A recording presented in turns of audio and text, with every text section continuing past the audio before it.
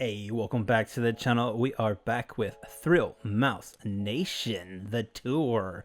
This is the first day I touched down in Las Vegas and I rent the Vanderhall Venice.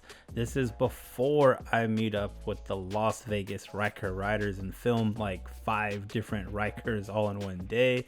This is before I meet up with everyday Ryker, the Las Vegas's local Can-Am Ryker moto vlogger. This is before all that. I just take it on a ride. I find out what Mount Charleston is out there, and I find out that it's a lot cooler than just regular old Nevada. So I head out over there to escape the heat. I finally get a good, solid, I think, walk around. Not too long, but a pretty quick one of the Vanderhall Venice. Kevin rented it that one time. You're able to see some of it on Instagram, but let's do a legit one on YouTube. ThrillMouseMoto. You heard correct. The mouse is in Las Vegas, and I got my Sicky's Garage shirt right there. I got it at Sicky's Garage. It's like this burger joint that was a little bit where I picked the Vanderhall up, and I just wanted a long sleeve shirt. I went in there with my brother-in-law and we had a drink and got some food, and I needed something for this absence of clouds. Look at that. They hate clouds over there in Las Vegas, but I don't want to get too busted up from the sun because later on I'm going to meet up on this day here. I'm going to end up meeting up with the Las Vegas Ryker riders. So definitely got to stay tuned for the next episode because that'll be that. I meet up with like 5 different Rykers to do a walk around, and there's some solid cats riding out here in this heat. But this is day 1 of me renting the Vanderhall, and I take it out to Charleston, Mount Charleston. And it's a lot cooler up there, like I say in the intro, so I'm pretty stoked about it. But I do got my hat on, I got my long sleeves, and I'll talk about that a little bit later. Trying to keep a lot of the live dialogue that I have in this video going more than this post audio. But I'm gonna get you some cool scenes, hopefully some different angles that you haven't seen in the Vanderhall, and then talk about it a lot more. But really, the 2017, you've seen us in the, I want to say a 2020, and I've been in a 2021. Kevin rented one of them. It was a lot of fun. I'll be talking about in comparison to the Slingshot, because I rented one of those before too with Brian up in Dallas. Also wanted to show you the turn radius in this thing. It's pretty wild, man. In this segment here, it's just gonna show me going from one side of the street to the other side of the street, and I take up the entire thing. It takes the whole double, triple, quadruple size road or street for me to do it.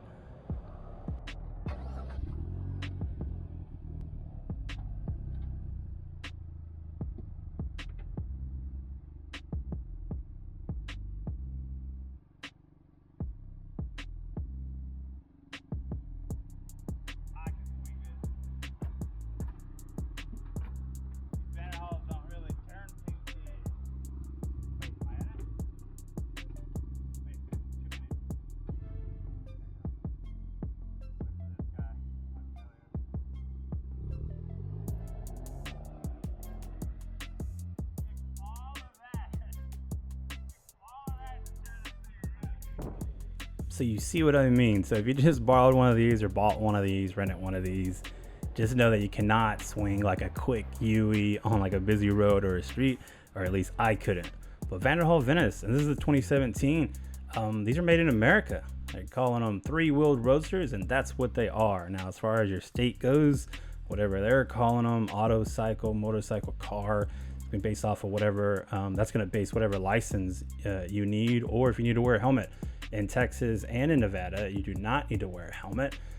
I did bring my helmet just in case, but it was really in case I rented something else, because I'm not sure what all their other laws were.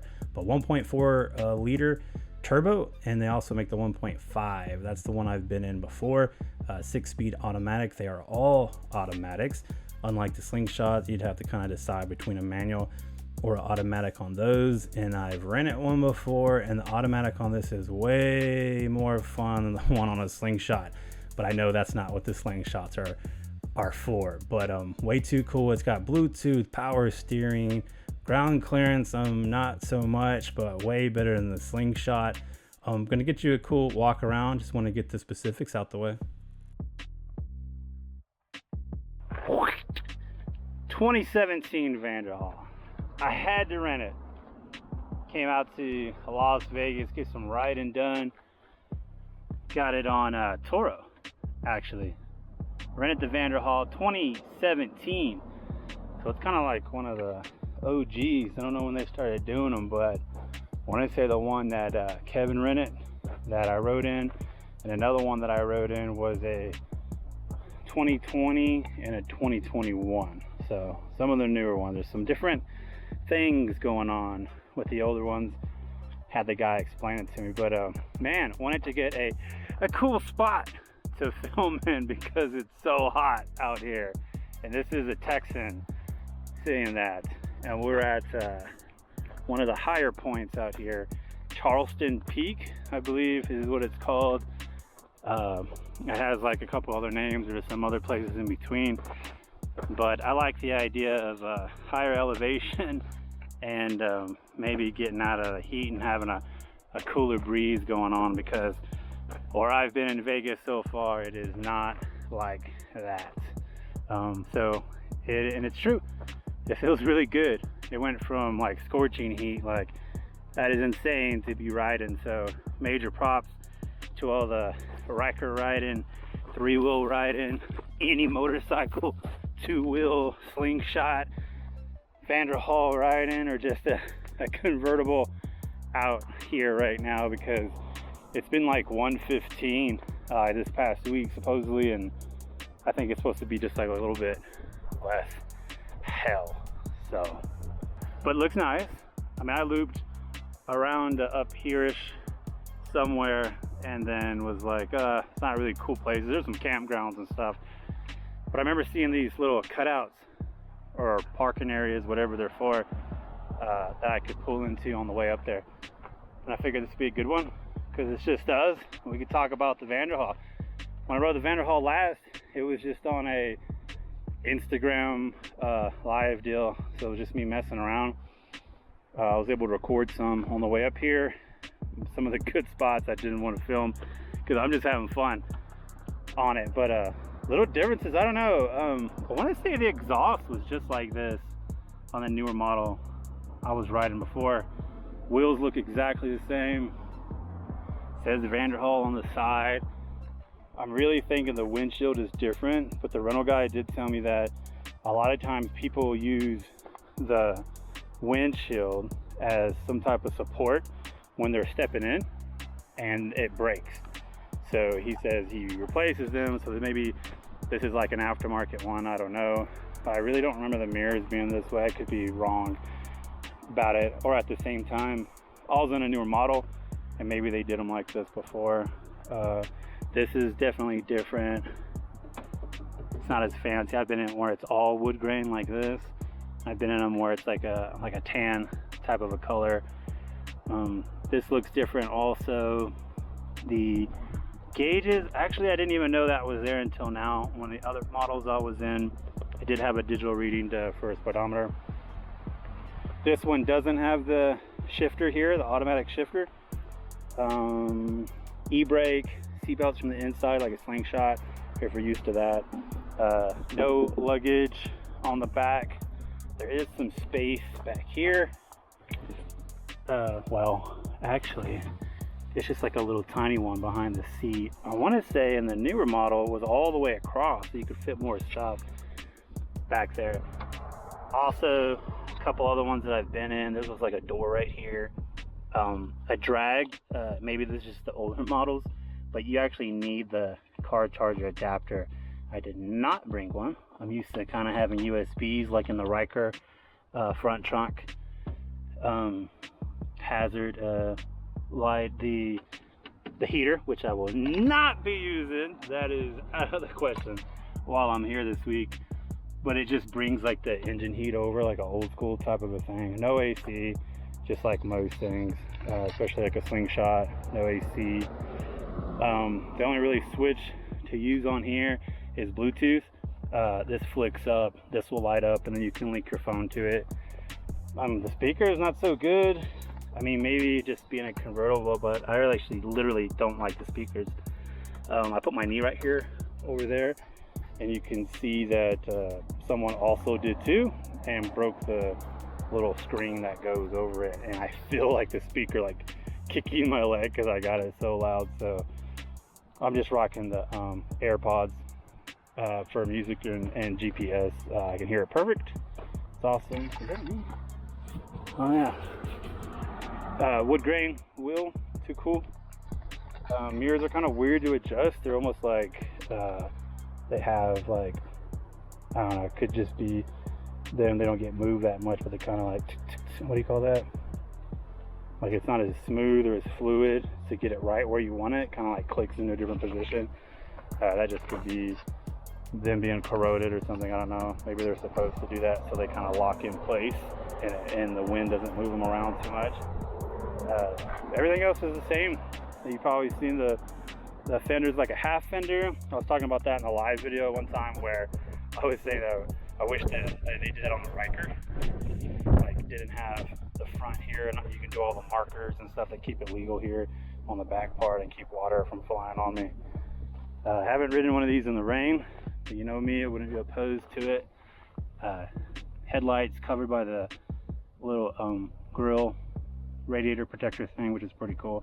Not a lot of protection on the front here at all, and pretty low, but at the same time I would say not as low as a slingshot, or at least a stock slingshot that we rented in Dallas that one time.